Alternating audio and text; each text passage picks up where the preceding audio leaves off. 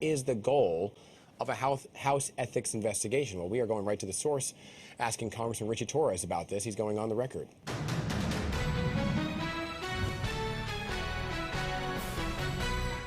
And Congressman Torres joining me now. So welcome back to Picks on Politics, sir. Good to have you here.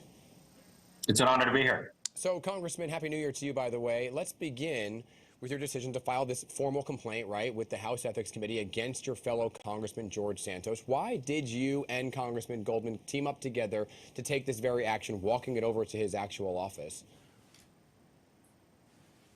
So I'm partnering with Congressman Dan Goldman to file a House Ethics complaint with the House Ethics Committee against Mr. Santos for violating the Ethics and Government Act.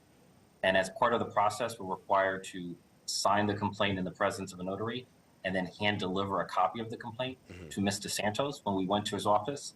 He was present and he directed us to put the complaint at the front table of his office.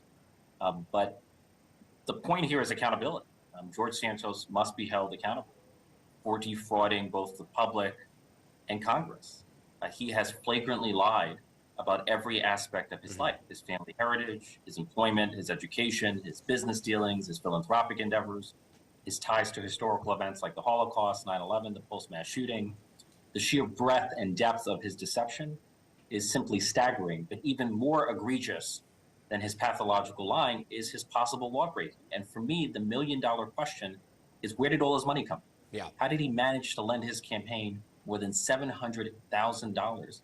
As late as 2020, he reported a salary of $55,000, and then subsequently reported earning millions of dollars.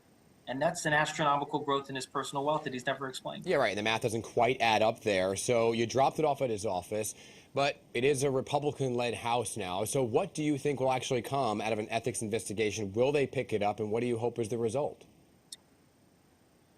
So there's good news and bad news. The good news is that the House Ethics Committee is evenly bipartisan, regardless of which party is in charge of the House. So a bipartisan ethics committee remains in place and it continues to have the authority to investigate. Here's the bad news. The Republicans passed rules that defunded the Office of Congressional Ethics at a time when George Santos entered the United States Congress with an ethical cloud hanging over him. So ethics enforcement in Congress is not dead, but it is on life support. Right. So by the way, what was exchanged between you and the Congressman Santos when you dropped it off, besides leave it on the front desk? Any words exchanged? That was the extent of the interaction. He was blindsided by the two of us, and he was eager to end the conversation and have us go out of his office. Yeah, so Long Island Republicans even now are calling for him to resign. His own party over on Long Island saying step aside. So do you think that's actually going to happen? What is the, chatter within the halls of Congress? Well, local Republicans have called on Santos to resign, whereas national Republicans, particularly the House Republican leadership, has been deafeningly silent. Yeah. And the reason is simple. McCarthy needs George Santos. McCarthy lost the 14th round of voting by one vote. So there's a sense in which George Santos was decisive in the selection of Kevin McCarthy as Speaker. And notice that Elise Stefanik, who is the chair of the Republican Conference, who's a member of the New York delegation, not only enthusiastically endorsed, but she raised $100,000 for George Santos. And ever since the scandal came to light, she has been notably silent about the fraudulence of Mr. Santos.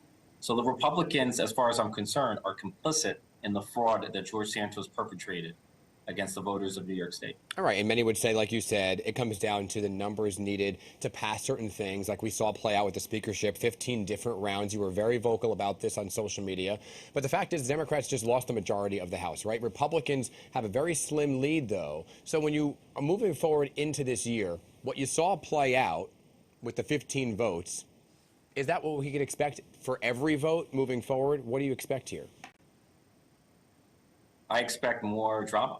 The Republican rules package will perpetuate the same disorder, division, and dysfunction that nearly devoured Kevin McCarthy's candidacy for Speaker. Kevin McCarthy agreed to a rule that would enable a single member to file what is known as a motion to vacate, a no confidence vote against him. How can you possibly govern as Speaker when you live in constant fear of your removal? When any member at any moment can propose your removal.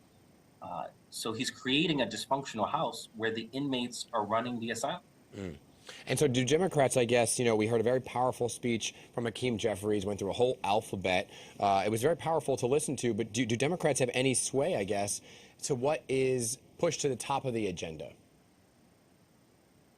Look, the Republicans are in charge in the House, but Democrats continue to control the presidency and the Senate, and the margin in the House is narrow. So we do have more leverage than one would think. But it's going to be an uphill battle, and we're going to be resisting the worst of a Republican majority. I'm concerned that the Republican majority will heighten the risk of a government shutdown.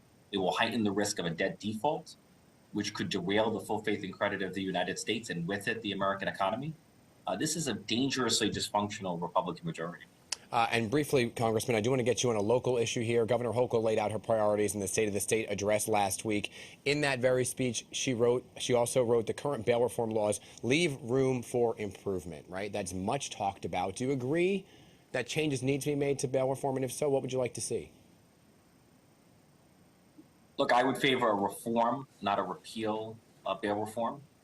I do believe that judges should have the discretion to consider public safety risk in extraordinary cases. I do believe that we should rethink the standard of least restrictive means. If you're a first-time offender, you should be given leniency. But if you've committed the same crime on 30 or 40 or 50 occasions, at some point you need to be held accountable by the criminal justice system. Understood. So we have to distinguish first-time offenders from the most repeat offenders.